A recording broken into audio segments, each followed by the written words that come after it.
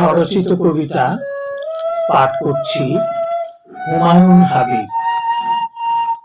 আমার কবিতার শিরোনাম মেঘ ছুঁয়েছ তুমি, ছোঁনি শুধু আমাকে।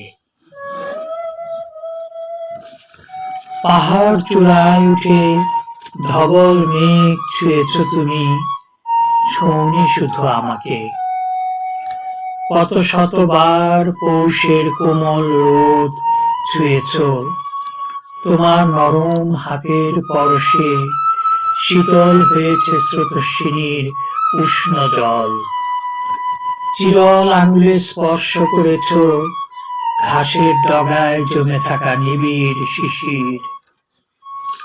লক্ষ হাজার বার আশ্বিনের উদাসী বাতাস তোমাকে ছুঁয়ে ছুঁয়ে গেছে, আমি শুধু ছুঁইনি তোমাকে।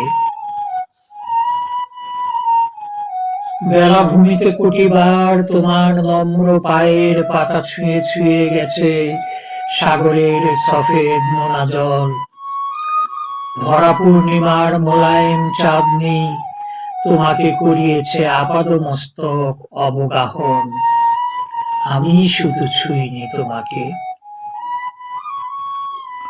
কতবার খেয়া পার হতে গিয়ে কলকল জলে হাত ডুবিয়ে ছলাচ্ছল শব্দ তুলেছ, নদীর দর্পণে নিজেরই প্রতিবিম্ব দেখে নিজেই মুগ্ধ হয়ে তাকিয়ে থেকেছ অপলক।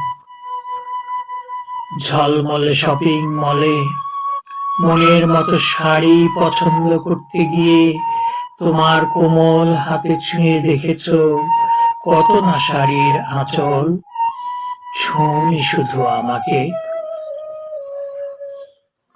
কুহেলি মায়াবী জ্যোৎস্না, ছল ছল নদীর কোমল স্বচ্ছ জল, মাঘের কুয়াশা, বনভূমির চিরহরিত পত্র পল্লব, অনেক কিছুই ছুঁয়েছ তুমি, ছোঁনি শুধু আমাকে।